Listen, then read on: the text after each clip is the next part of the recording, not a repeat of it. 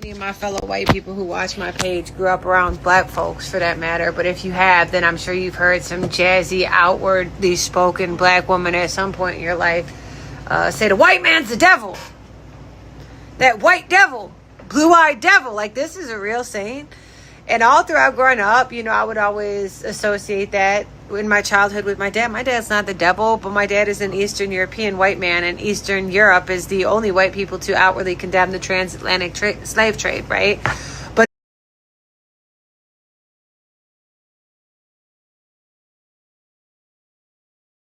devil, like, this is a real saying.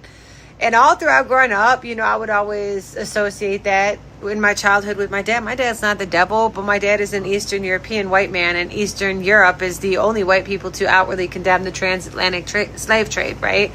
But nonetheless, all the things that you see happening right now really do confirm that the white man is the devil, and if he isn't, he sure is the most favorite instrument for the devil to use on earth. Okay, look at 3 million.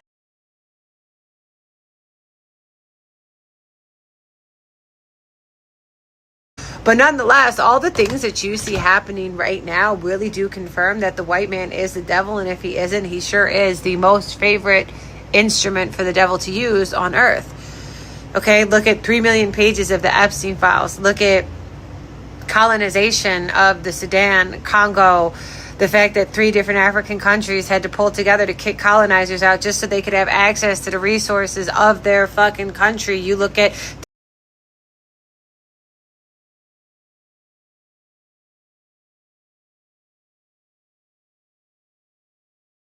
out just so they could have access to the resources of their fucking country. You look at the United States of America, the transatlantic slave trade, the history of slavery, the genocide of natives, so they could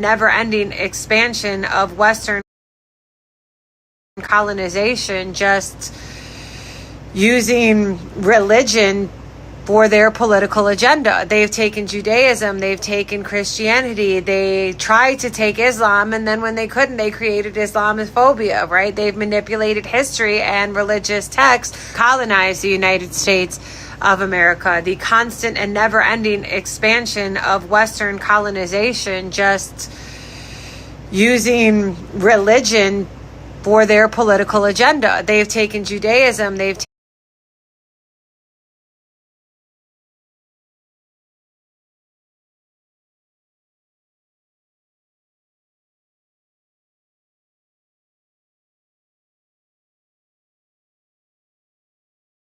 religion for their political agenda. They've taken Judaism, they've taken Christianity.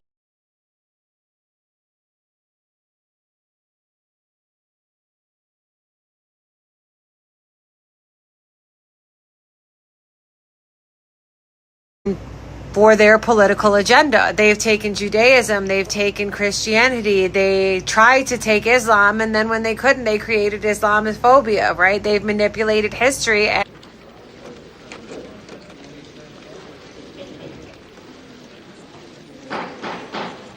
it turns out we were all wrong, probably, in my judgment, and that is most disturbing. Our military objectives are met. At every opportunity, I have said to the people of Iraq that our quarrel was not with them, but instead with their leadership, and above all with Saddam Hussein.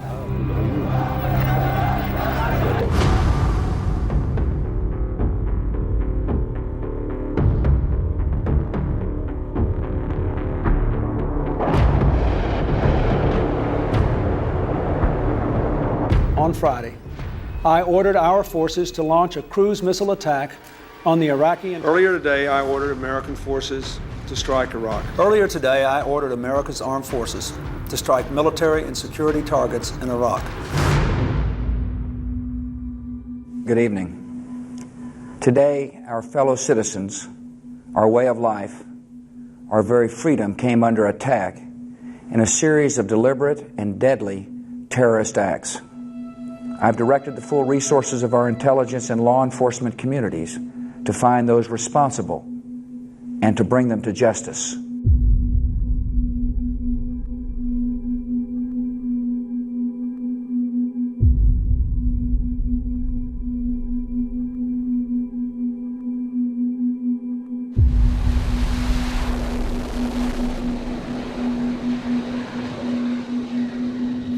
Our cause is just, and it continues. Our discoveries in Afghanistan confirmed our worst fears and showed us the true scope of the task ahead. North Korea is a regime arming with missiles and weapons of mass destruction. Iran aggressively pursues these weapons and exports terror. The Iraqi regime has plotted to develop anthrax and nerve gas and nuclear weapons. This is a regime that agreed to international inspections, then kicked out the inspectors. This is a regime that has something to hide from the civilized world. Couldn't they created Islamophobia, right? They've manipulated history and religious texts, rewriting everything for their political agenda. And you come to find out that, yeah, the white man is actually the literal fucking devil. That these European Ashkenazi Jews occupying Palestine and calling it Israel aren't even Semites, and they're not even practicing Judaism. As a matter of fact, what they're doing is they're practicing an ancient form of Satan worshiping. And Epstein reportedly requested that an amount of over $11,000 be wired to a bank account identified under the unusual name Baal, which immediately raised suspicion. Screenshots showing the alleged payment instructions circulated widely on X, where users began sharing theories involving possible links to so-called demonic or occult practices. One user claimed, quote, Epstein named his bank account Baal. Baal is a demonic being that was worshipped in ancient Israel by some Hebrews before they converted to Judaism. Child sacrifice is a ritual of Baal worshippers, usually through burning, like Israel did to Gaza. Archaeological discoveries have found thousands of urns with cremated infant and small children's remains. Now we have evidence of Epstein's circle killing and even eating children. According to ancient texts and biblical commentary, followers of Baal were even believed to sacrifice their firstborn children in a bid to appease the deity and gain favor. These religious references found in the Epstein case documents quickly fueled widespread online claims suggesting possible connections to human sacrifice and infant offerings. Some reports circulating online went further, alleging that certain documents described a disturbing event where infants were mutilated and consumed during a supposed private gathering. This prompted renewed scrutiny of Epstein's background and faith, given that he was born into a Jewish family, leading to further online speculation. Some social media users claimed that Epstein's private island contained a temple-like structure, which they theorized was dedicated to the figure Moloch. Online commentators described Moloch as a mythical entity known in ancient lore as an entity associated with child sacrifice and desires granted through horrific offerings. Is they're practicing an ancient form of Satan worshiping and calling themselves Jews, again, manipulating a beautiful religion for their political advantage. So, yeah.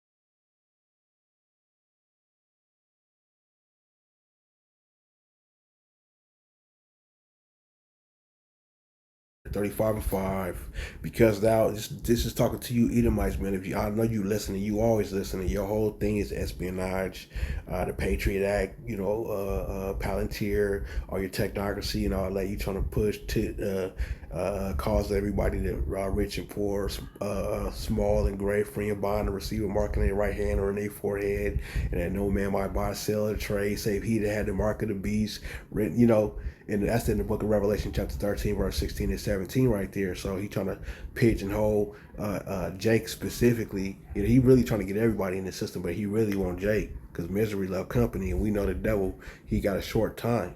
all right?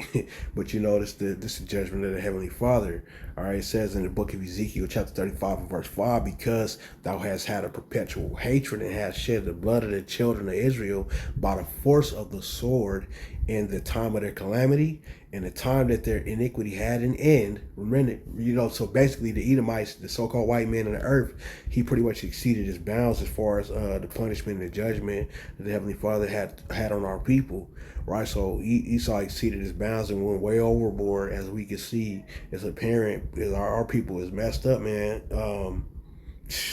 Social, economically, all that, spiritually, like our people is lost in the sauce, mocking and scoffing the prophets, the true prophets, the men of the Lord, right? And this is all Esau's indoctrination and like the cause and effects of his sorceries and witchcrafts placed upon our people, Israel.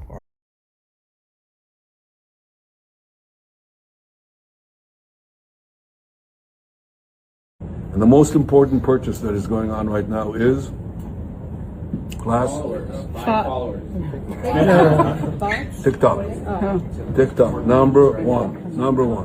And I hope it goes through because it can be consequential. And the other one, what's the other one? That's most important. X. Exactly. Very good.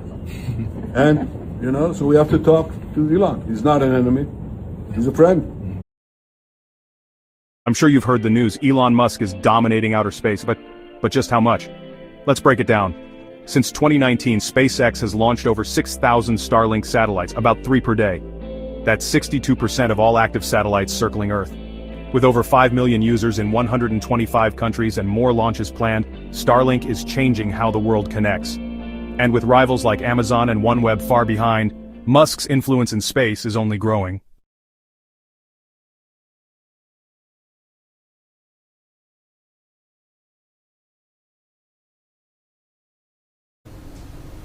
Talking about that, we may get the internet going, if that's possible. Are you talking to Musk We about may it? speak to Elon, because as you know, he's very good at that kind of thing. He's got a very good company, so we may speak to Elon Musk. And that's what that's going into, man. World War III. Yeah. This is pertaining. Read that again. The Ezekiel 38 and verse 4. Mm-hmm. And I will turn thee back and put Verse 5. It says Persia, Ethiopia, Libya. Persia, which is the Iranians, Ethiopia. Now this is from defensenews.com. Sudan to host Russian military base. It's by Alexander Baratevsky, November 13th, 2020. Moscow, Russia will establish a naval logistics center and repair yard in Sudan.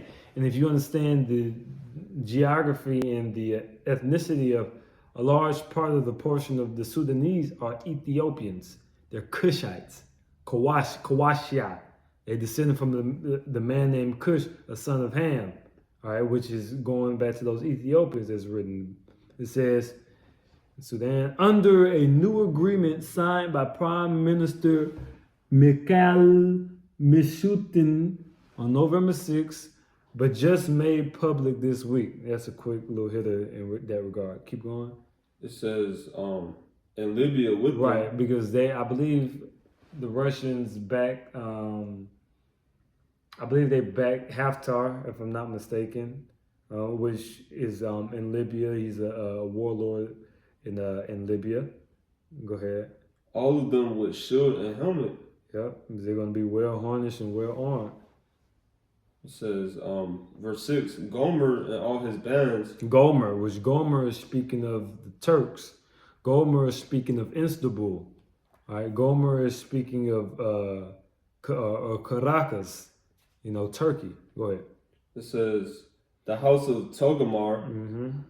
It says, of the north quarters and all his bands. Of the north quarters and all his bands, which is speaking of all those princes and those hosts of men that's going to, come up against America, all right? And also, a lot of those cities in which are listed, missile silos are also in those cities. That's also why they are mentioned, You got it. Yeah, those are all the nations that will send missiles to America. Yeah. Mm-hmm. It says... just a list of a few. it says all of his bands and many people with thee. Yeah. Be thou prepared and prepare for thyself, thou and all thy company that are assembled unto thee, and be thou a guard unto them. Because Russia is a guard he's the big brother unto these nations that America wants to compromise to uphold their empire. Dozens of freshly spray-painted blue stars of David covered residential buildings in Paris this week, in an incident deemed anti-Semitic by the city and the French government. The graffiti-tagged buildings marked just one of the recent examples of anti-Semitic incidents, which have surged globally since the attack by Hamas gunmen on southern Israel on October 7th, and subsequent war on the Islamist group launched by Israel in the Gaza Strip. Et c'est choquant, c'est inquiétant, parce que ça... It's shocking. It's worrying with the current context. I feel like they're marking the Jewish families of the neighborhood. Juifs du quartier, c'est dangereux. It's dangerous. It's unimaginable. Voilà, c'est inimaginable. In the United States, White House officials expressed alarm this week at reports of anti-Jewish incidents. We can't stand by and stand silent in the face of hate. Biden administration officials also met with American Jewish leaders to discuss ways to stem the rising tide of anti-Semitism at U.S. universities specifically. With my own eyes, I have witnessed Columbia students resort to base bigotry.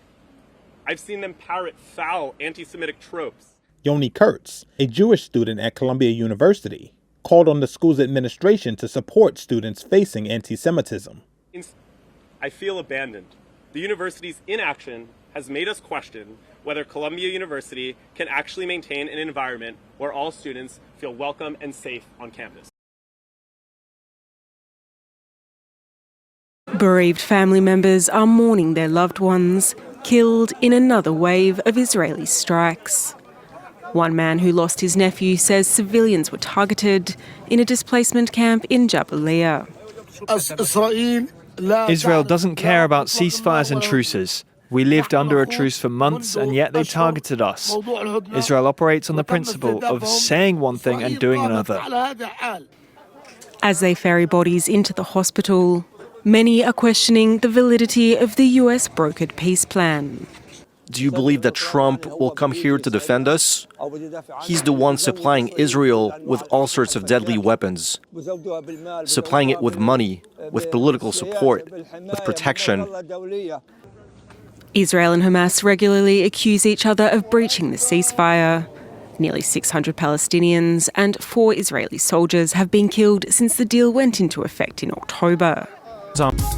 After the tense showdown near the Strait of Hormuz, Iran appears to be sending a new warning from the skies. Tehran has now issued a fresh notice to airmen, signaling that missiles and drones could soon be soaring over key corridors. With the USS Abraham Lincoln reportedly in the wider area, Iran and Russia look poised to launch joint drills that could put American forces uncomfortably close to their line of sight. As Supreme Leader Khamenei hints at a mysterious new weapon, Iran's armed forces are being pushed into back-to-back drills, prompting speculation over whether the country is quietly bracing for war. ناو فرستادیم طرف ایران خیلی خوب ناو البته یک دستگاه خطرناکی است اما خطرناکتر از ناو اون سلاحی است که می‌تواند این ناو رو به قعر دریا. Iran has issued a notice to airmen for February 19th, laying out temporary restrictions in its skies just as it prepares to stage joint military drills alongside Russian forces. A notice to airmen is used to provide pilots and all airspace users with critical safety warnings, alerting them to hazardous activity and areas they should avoid. In this case, the notice specified that Iran intends to carry out rocket launches over several designated zones spread across the country's southern regions. According to the US aviation watchdog, these rocket launches are scheduled to take place in a 10-hour window, from 3:30 Greenwich Mean Time through to 13:30 Greenwich Mean Time. Just before this airspace alert, Iran had already staged live-fire naval drills in the Strait of Hormuz, testing weapons in one of the world's most sensitive maritime choke points. Reports say Iran's rapid response battalions used those exercises to rehearse both offensive thrusts and defensive maneuvers, sharpening their combat readiness at sea.